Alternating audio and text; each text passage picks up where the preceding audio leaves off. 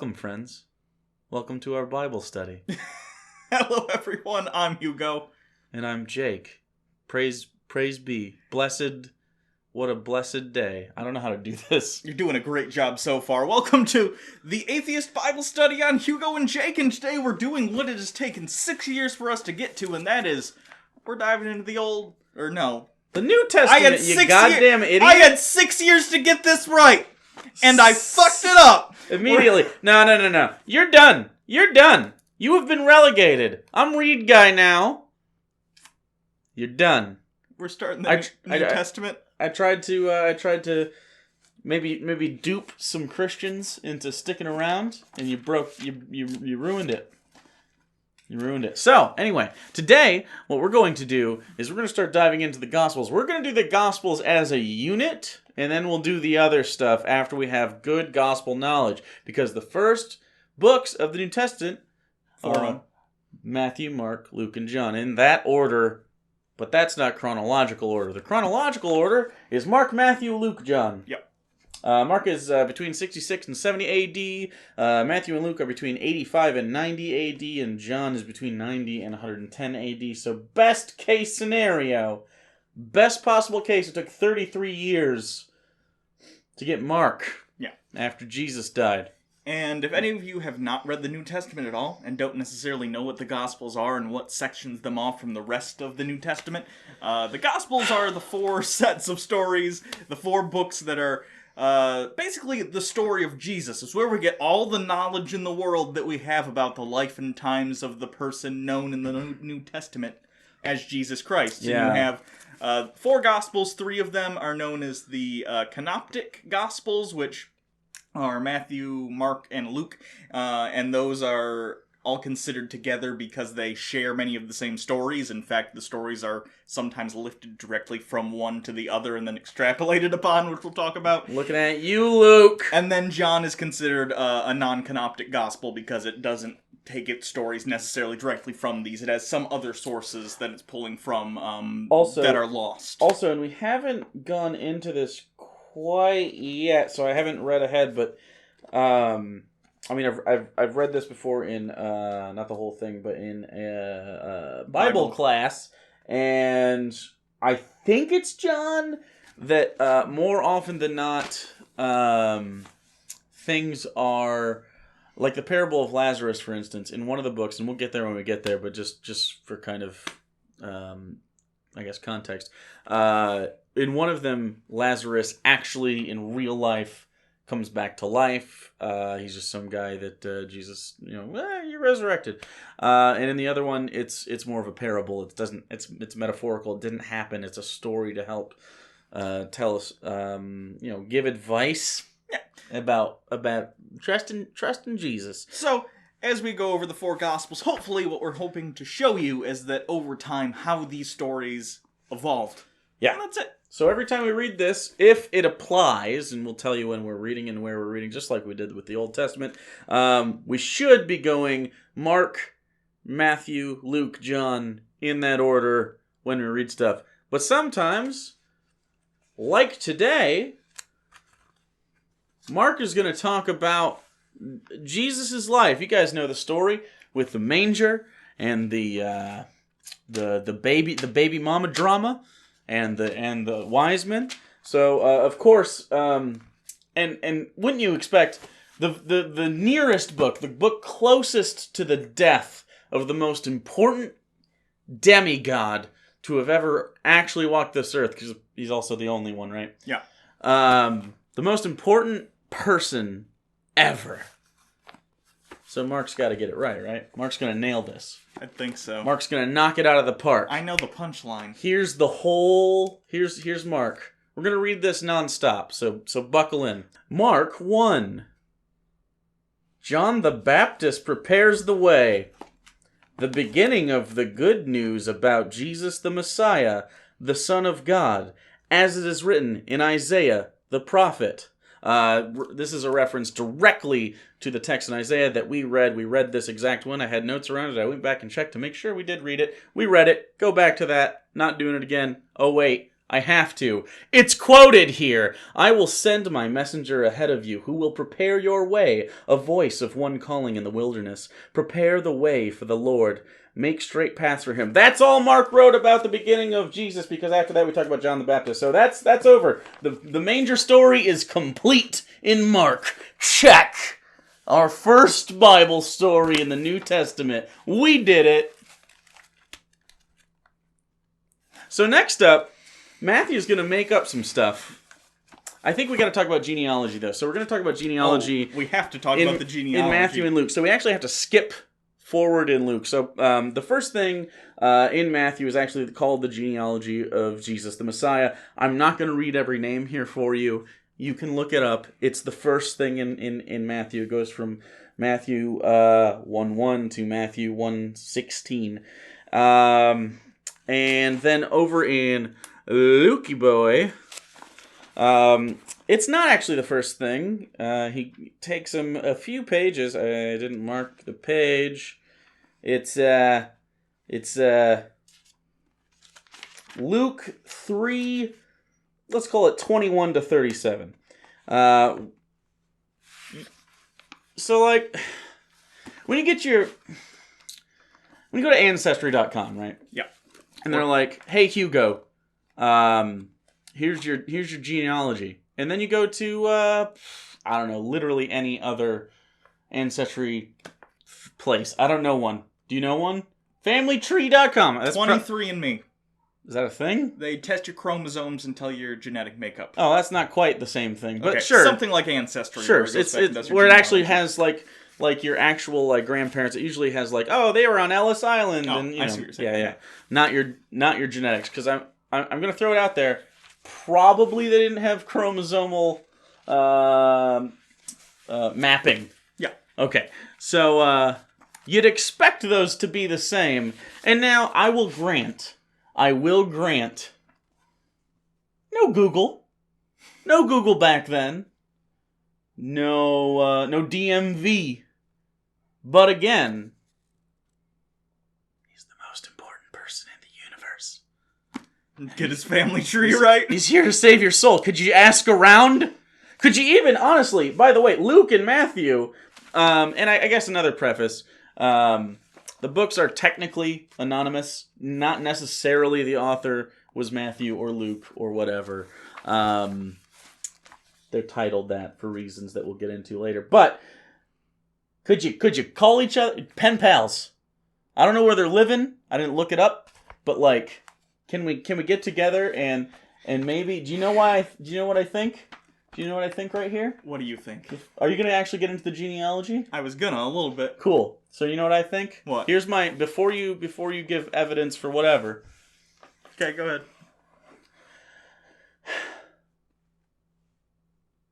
Luke is trying a lot harder than Matthew to make this connect to the Old Testament. Yeah. He's a fraud. If I'm a Christian during this time, I'm a Matthew Christian. I'm not a Luke Christian. Does that make sense? I get what you mean. Like, because there's different stories, and Matthew's comes across as like, okay, a little more palatable, and Luke's like, hey, he had a 14-inch long dick, and he sucked it himself. What bugs me about the genealogy mostly is that due to... They're not the same names, that's important. They're not the same names to the two genealogies, but even putting that aside, let's pretend for a second that the names in both the genealogies match up. Again, they don't, so one of them has to be wrong de facto. Yeah. But, at the very least. But the thing is, it starts with, this is the genealogy of Jesus, the Messiah, the son of David, the son of Abraham. That's in Matthew, that's how it begins. Mm-hmm. And then it traces the lineage from Abraham to Joseph, to give credence to the fact that Jesus is the Messiah, because again, in the Old Testament, there are references to the Messiah. When he comes, he's going to be related to these people, these biblical patriarchs of old. But the thing is, Joseph didn't get Mary pregnant. God did. Yeah. Why are you tracing the lineage back through Joseph? I'll tell you why.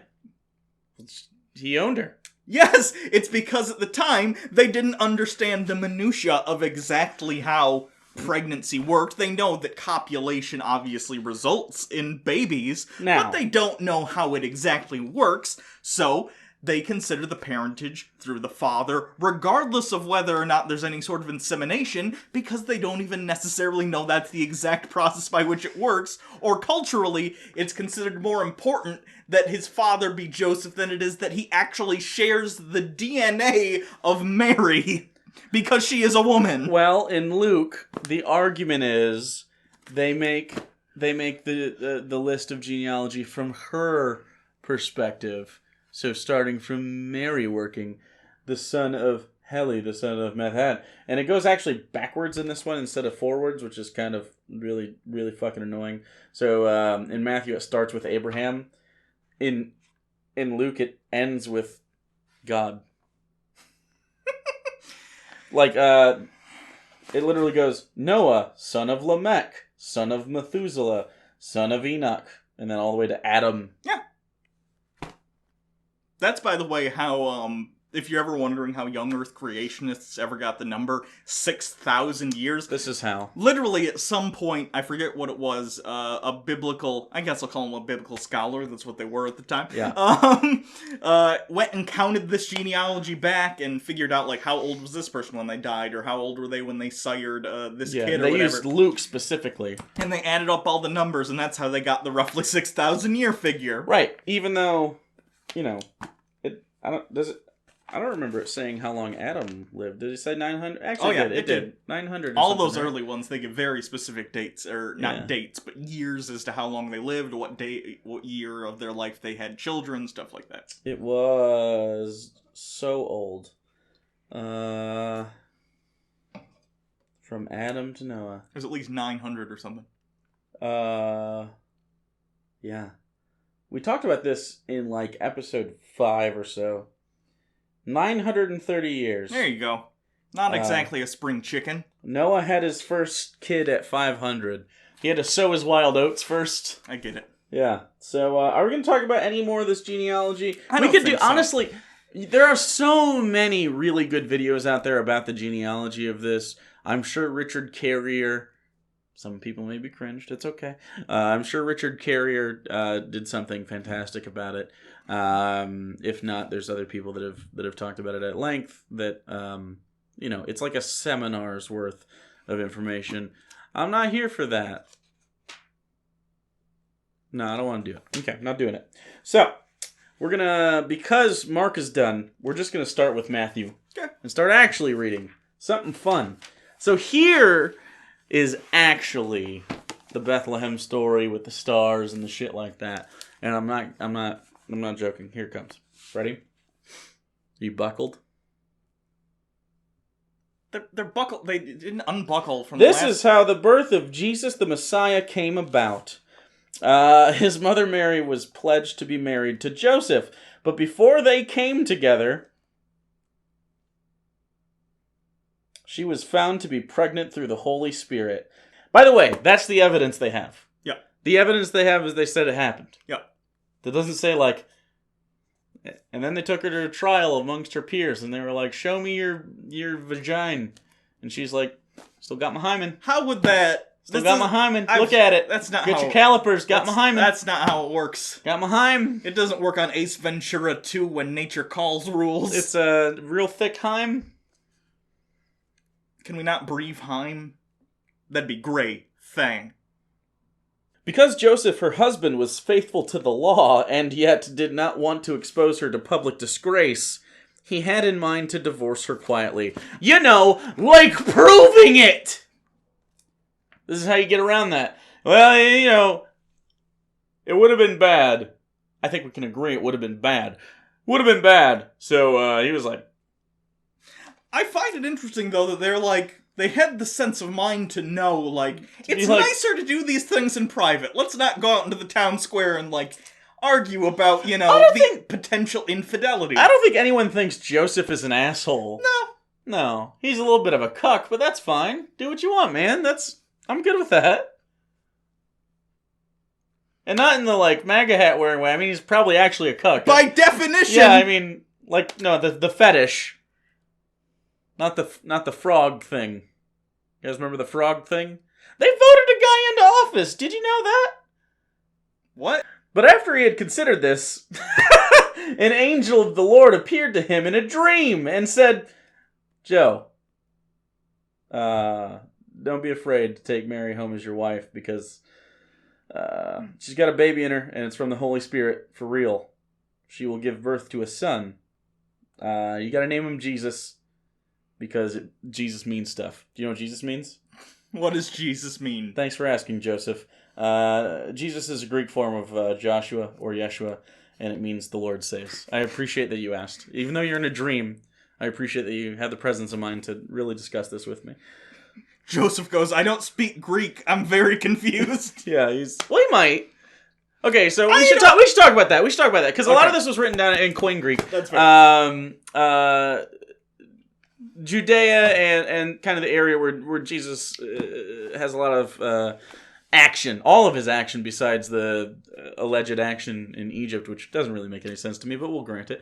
So everywhere besides Egypt is pretty much Judea, which is a province of the Roman Empire, which is right across the Mediterranean from Greece, and Greek language, specifically not Latin, specifically Greek, was like a you were very educated and it was like a bourgeois sort of, ooh, I know Greek.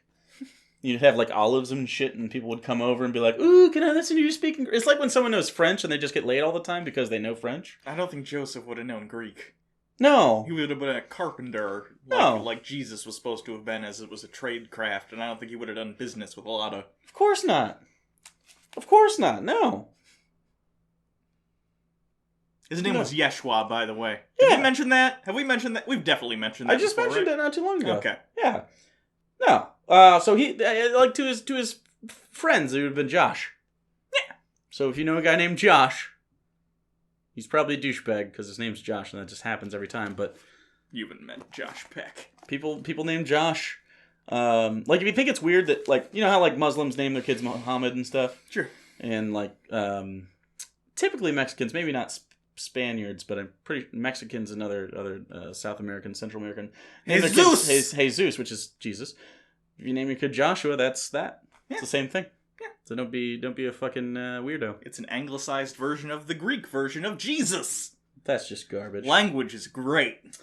All this took place to fulfill what the Lord had said through the prophet. The virgin will conceive and give birth to a son, and they will call him Emmanuel, which means God with us. And that was from Isaiah 7:14. I went back and read that. No, they were talking about, like, immediately I forget who it was. I can go back and read it, but I'm not gonna. We already read it. Someone was basically challenging. Someone was saying, like, oh, you don't believe God can do this shit? He's like, no, I'm not gonna test God, bro. He's like, he's gonna make a virgin poop a baby. I think in the context of that as well, that's one of the instances where there is actually a translation disagreement where some people believe that doesn't say a virgin get pregnant. Young lady. It means a young lady. Yeah, it says that in this book, actually, but we have a superscript, so yeah. It's very stupid. When Joseph woke up, he did what the angel of the Lord had commanded him and took Mary home as his wife. But he did not consummate their marriage until she gave birth to a son, because he's a real bro, and gave him the name Jesus. It's so weird to me that they specifically said... Didn't consummate? It's not weird. Is it... No, because if he consummates, she's not a virgin giving birth, and then the prophecy's not real. So they have to say, oh, by the way, he didn't dick her. That makes sense. That makes sense. She would have been virginal. It would have been a virgin insemination, not a virgin birth. By the way, she's also a virgin birth. No, she's an immaculate conception. An immaculate conception, which is not a virgin birth. I'm sorry. Immaculate conception, you are correct. Immaculate conception is the concept that someone is born without original sin. That's what it is. And that's, I believe, mostly in Catholic doctrine. That's so that Jesus doesn't have original sin. Yeah. It's literally, she's a sinless vessel to carry the Son of God. That's what Immaculate Conception is. Yeah. Because she was conceived immaculately without original sin. But still with cum. There was still cum all up in there. Yeah. She came out the same tube the cum went in. Yeah. Wait. She came out the same tube the cum went in. Not the phallopes. She kind of did. Get detached. The Magi visit the Messiah. After Jesus was born in Bethlehem in Judea during the time of King Herod, there are 6 Herods in the Bible, so it's very important we keep them straight. So if you think like, oh, Herod's supposed to be dead, I'm gonna quick run down of Herod's. Herod the Great, Christmas story, blah. Herod Archelaus, he's the one that Joseph ends up. They'll say, you gotta go to Nazareth instead because you gotta avoid Herod. That's the Herod they're talking about. Herod Antipas, he killed John the Baptist. These are all his sons, by the way. Herod the Great, and then his sons, all inherit different parts of the region, different districts. Herod Philip, he just rules north and east of Galilee. Herod Agrippa I is eaten by worms, and Herod Agrippa II, he does the trial of Paul. So those are there's not really contradiction there. There actually was that many Herods. The big contradiction for Herod in general has to do with the census. We'll get to that in a little bit. Do you know which one of them was the one that Jesus talks to later before he gets crucified? Because I know he talks to yes, one of them. it is. I almost wrote it down. I believe it's the third one. Okay, but don't quote me. I wrote it down somewhere. Okay, we'll get to it when we get to that. But just wondered because I was thinking of the one from the Jesus Christ Superstar musical. Yeah, which is very foppish and like Jesus perform a miracle for me. He's foppish in the Bible that was put on by the History Channel. Yeah, the History Channel. Yeah.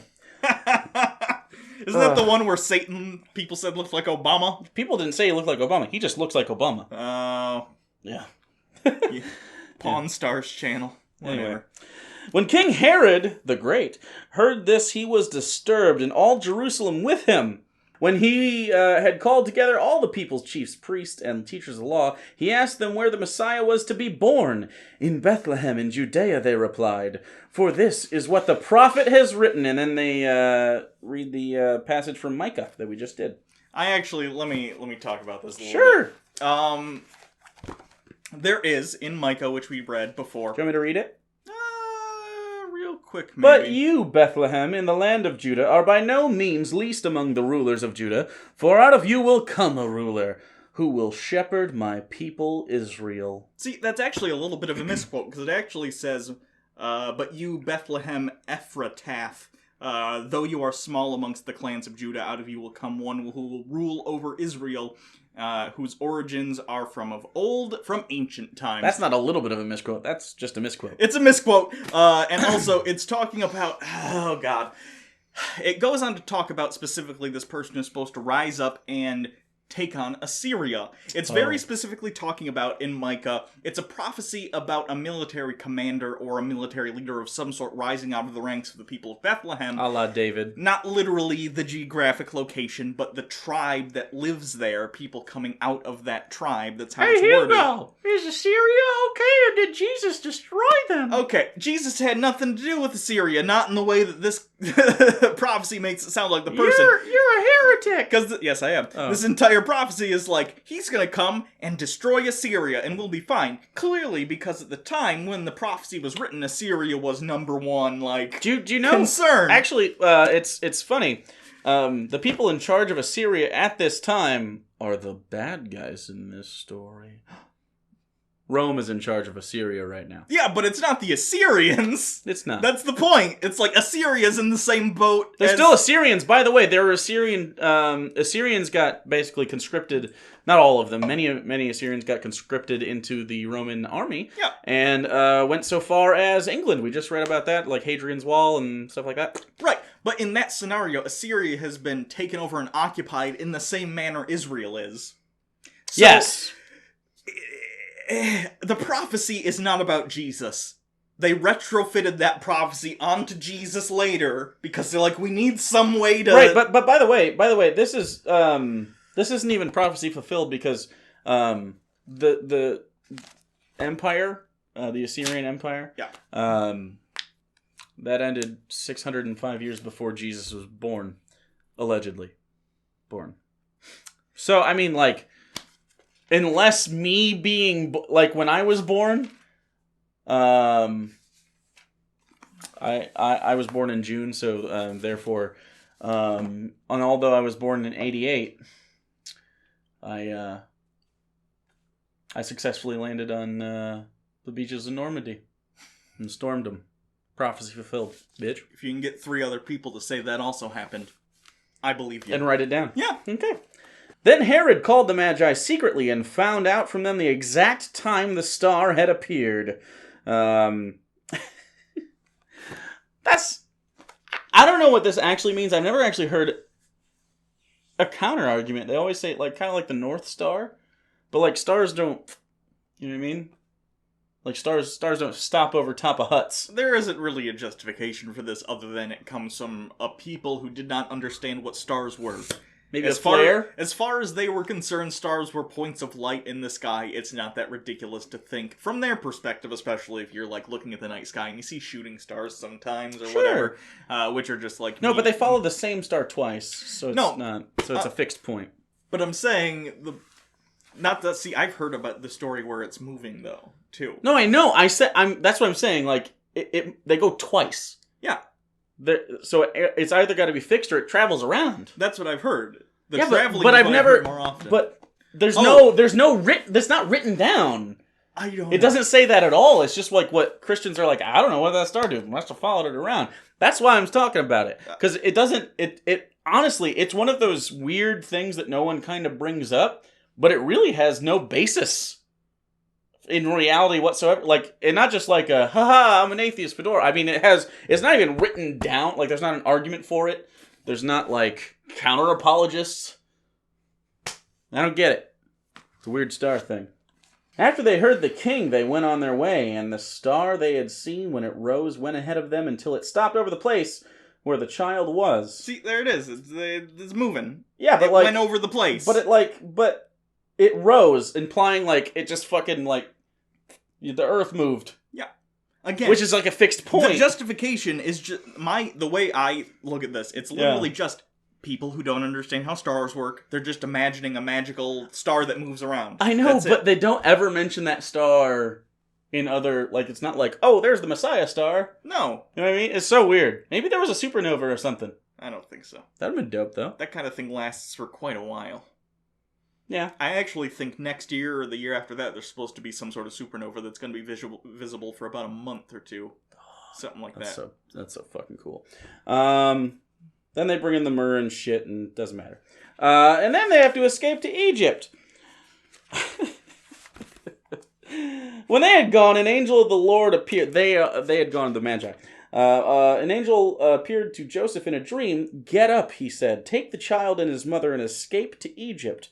Stay there until I tell you, for Herod is going to search for the child to kill him." So he got up, took the child and his mother during the night, and left for Egypt, where he stayed until the death of Herod. Egypt is very far away. It's like, I think it's just under 200 kilometers if they were in Bethlehem. Okay. Very long way to travel. Especially just popping a baby out your veg. I'd imagine that's the point within the context of the story. It's them saying, go very, very far away until Herod is done killing babies. I'm talking, this takes months though, man. No.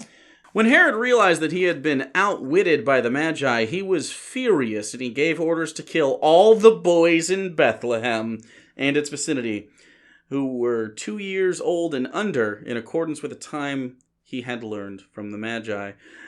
Then what was said through the prophet Jeremiah was fulfilled. A voice was heard in Ramah, weeping in great mourning, Rachel weeping for her children and refusing to be comforted because they are no more. And then we're almost done because John the Baptist is about to come up.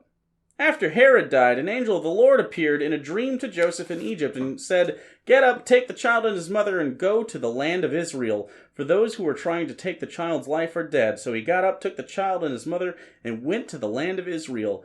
But when he heard that Archelaus was reigning in Judea in place of his father Herod, he was afraid to go there. Having been warned in a dream, he withdrew to the district of Galilee, and he went and lived in a town called Nazareth. So was fulfilled what was said through the prophets, that he would be called a Nazarene. So that was Matthew's version of it. We're going to go to Luke, but we're going to skip a little bit of the beginning unless you want to talk about it a little bit. There's birth of John the Baptist foretold, the birth of Jesus foretold, Mary visiting Elizabeth, Mary's song, birth of John the Baptist, and Zechariah's song. Those are things that I'm not terribly interested in. We might go back and do them, but not for this episode, because we're talking about the birth of Jesus. Essentially what happens is, again, Luke is written later. This was written at a later period. What happens is an angel comes and first comes to the parents of John the Baptist and says, even though you're very old, this is a motif throughout the Bible. Even though you're very old and beyond the age of childbearing, I'm going to have you be born a son to you. Call him John. He's going to make the way for the Messiah. All of this happens. John the Baptist's dad doesn't believe it, so they make him mute until John is born, so he can't talk for a year almost. It's really dumb. And then another angel comes to Mary and is like, Mary, you're gonna give birth to Jesus, and explains the whole thing. Sure. And then Mary goes to her sister or sister-in-law, I would guess, probably. I assume they're related via the men, because that's typically how that kind of thing goes in the Bible. And the minute she walks in the door, she's like, you're pregnant too? An angel also came to me! And they That's why John the Baptist and Jesus are best bros, by the way. Yeah. Probably gay. Just saying. They're cousins! They're gay! You think everything's gay. I just want them to be gay. They'd be adorable. That makes a lot of sense. The birth of Jesus in Luke 2, verse 1. In those days, Caesar Augustus, by the way, Pax Romana, issued a decree that a census should be taken of the entire Roman world. This was the first census that took place while Quirinius was governor of Syria, and everyone went to their own town to register. This has problems. The census, we do have records of a census that took place. Of course, Luke, again, didn't have Google, didn't have a DMV, definitely had places where he could get the records, opted out of the research portion, much like sometimes some of our peers do that sometimes, like in the case of Bill C-16, for example, not pointing any fingers. So the census was in 10 CE, not 4 BC, which is when Jesus was born. That's a difference of 14 years. That's important. There's never been, or never was, a single census of the entire empire all at once. And there's no record of any census requiring people to go to their hometown, ever. Because that's insane and makes no sense. But why in the world would Luke say that then? Because he was trying to match Jesus up to a prophecy he thought was foretelling the Messiah. What? Are you telling me Luke's lying? You know, I almost feel bad. Because it's like... In fairness... It's like Luke was like a child, and he's like, and then this happened, and then this happened, and then this happened. And you're like, Luke, are you making this up as you go? In fairness to whoever wrote Luke, never could have conceived of, the level of knowledge we have access to today. Yeah, no. The level of, No, he didn't think he was getting fact-checked. I totally get it. On the other hand, you're making weird shit up, man. Yeah, it's like, you didn't do any of this correct. And by the way, let's just assume Luke came before Matthew. Okay. Still, all the actual evidence we have, which we're supposed to be using to prove Jesus exists, it doesn't help. It doesn't help that you're terribly wrong about everything all the time. Now, it is a genetic fallacy for us to go, Luke is not a reliable source because he got this wrong. But he does it a lot. I also think it's a little... It's pragmatic. I think it's a little understated to just say got things wrong. I think I think it's fair to assume that a certain amount of this is contrived. Sir, we are but digging into the whipped cream that is this Sunday. So Joseph also went up from the town of Nazareth in Galilee to Judea, to Bethlehem, the town of David, because he belonged to the house and line of David. He went there to register with Mary, who was pledged to be married to him and was expecting a child. While they were there, the time came for the baby to be born, and she gave birth to her firstborn, a son. She wrapped him in cloths and placed him in a manger, because there was no guest room available for them. Again, remember in the first story that we read, that doesn't happen. That wasn't a detail. The whole having Jesus in a manger. No, they just went to their house. Because there's no room at the inn. That's additions later. That wasn't mentioned in the original story. Do you guys see what we're doing here? We're showing how the story builds because we're good storytellers. And they aren't. Okay. It's literally the best-selling book of all time. Don't get me wrong. Is that a good story? A lot of that's on Gutenberg. That's what I'm saying. It was just like, it was available. It was around. Religions are weird like that. I know. Not a good book. We've read a lot of this. Unless this gets real meaty at the end. Is this where, like, fucking... It's got, like, an 11th hour kick-up. It's like, oh, yeah! Dude, the Horcruxes are right here. This is all Horcruxes. And there were shepherds living out in the fields nearby, keeping watch over their flocks at night. An angel of the Lord appeared to them, and the glory of the Lord shone around them, and they were terrified. Terrified? That's fine. But the angel said to them, "Do not be afraid. I bring you good news that will cause great joy for all the people. Today in the town of David a Savior has been born to you. He is the Messiah, the Lord. This will be a sign to you. You will find a baby wrapped in cloths and lying in the manger." Suddenly a great company of heavenly hosts appeared with the angel praising God and saying, "Glory to God in the highest heaven and in earth and stuff." Again, I'd like to point out, the first story, the Magi see a light in the sky, and they just sort of follow it. And here, an angel shows up and says... And they're shepherds, they're not magi. Oh no, it's actually, I believe, the justification for this is they're separate people. Yeah, I believe they're separate people. But still, you have this building of the story from just, they're following a light, to all of a sudden a group of people are approached by angels and told, "Let me tell you what just happened!" And then literally a heavenly choir sings. I couldn't make it more of a trope, because I'm pretty sure this is where that kind of trope comes from. That idea of, like, guess what? Deus Ex Machina. Ah! It's this! Oh, that's not first.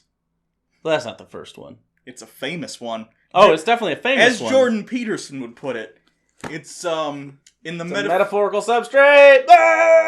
It's one of the most prominent archetypes we have in the metaphysical substrate. Heracles came first, and he did it better and more interestingly. We're almost Jesus didn't clean anyone's stables, that's for sure. When the angels had left them and gone into heaven, because that's where those go, the shepherds said to one another, "Hey, let's go to Bethlehem and see this thing that's happened." Okay. Alright. So they hurried off and found Mary and Joseph and the baby. Kind of relegated Jesus there. And there's some Mary Joseph, and then there's a crying thing. And they're like, I don't know if I'm crazy. He's gonna be the savior. He's not done yet. I'm not really into babies, though, you know? When they had seen him, they were like, And then they spread the word concerning what had been told to them about the child. And all who heard it were amazed at what the shepherds said to them, because they were like, "Nuh-uh." The shepherd's like, "Yeah-huh." And they're like, "Huh?" Jesus is a lot like Star Trek The Next Generation. He gets a lot more palatable once the beard shows up. Yeah, it's word of mouth for 3 seasons, and then you're like, okay, alright, yeah, okay. Best of both worlds, part 1 and 2, okay. So you get the good parts of Kirk in Jean-Luc, and you get the sexy parts of Kirk in number 1. Number 1. Okay. But Mary treasured up all these things and pondered them in her heart. It's a weird way to say that. The shepherds returned, glorifying and praising God for all the things they had heard and seen, which were just as they had been told. On the 8th day, when it is time to circumcise the child, he was named Jesus, the name the angel had given him before he was conceived. So, the end of this, Mary's like, "Hey, those are nice things you're saying." And then the shepherds are like, "Yep, they had a baby. Let's cut his dick." And that's the end of that. I like that God actually chose the name Jesus, too. Yeah. Like, did he go through a baby name book? Is No. that God's office? That's been a while. baby named Book. Maybe we'll see that sometime. And then they do something in temple, and then in John, very briefly, they say God existed, and Word became flesh. And then he's like, hey, Jesus Christ is here because of that stuff.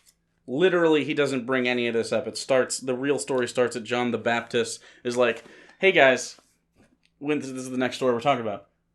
Hey guys, John the Baptist here. Not Jesus. Guess what? I can't fit into Jesus' sandals. His feet are way too big. And you know what that means? He's the Messiah. So next time we're going to talk about, firstly, I think there's one more story from Jesus' youth, and that's when he goes to the temple. Yeah, that's what we're going to talk about. So we'll talk about that at the beginning, but that's a pretty brief story, I think.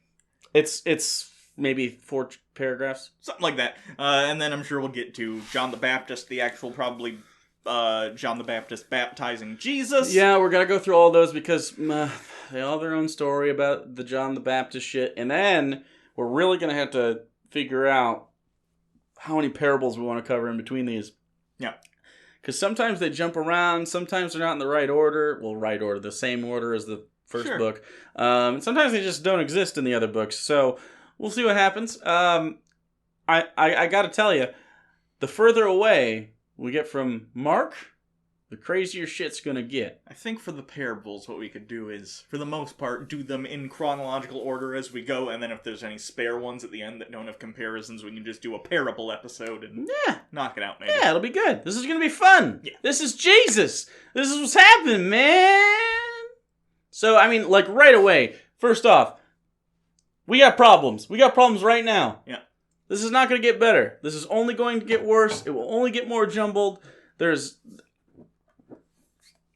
Do you know that people made careers of this in the Middle Ages, trying to reconcile these Gospels? They wrote treatises and books and sold tons of them. And people were like, I guess? You know the weird thing? What? We're not doing something that different today as a job, except the opposite conclusion. We're doing the exact opposite, which means we're tearing down all their hard work.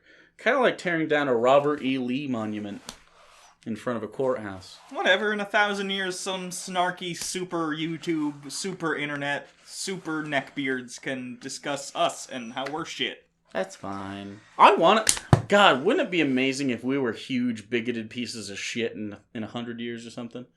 Like, if I'm the asshole that's holding society back in 100 years, we're doing all right. I don't know. We'll see. I'm pretty progressive, that's all I'm saying. That's what I'd like.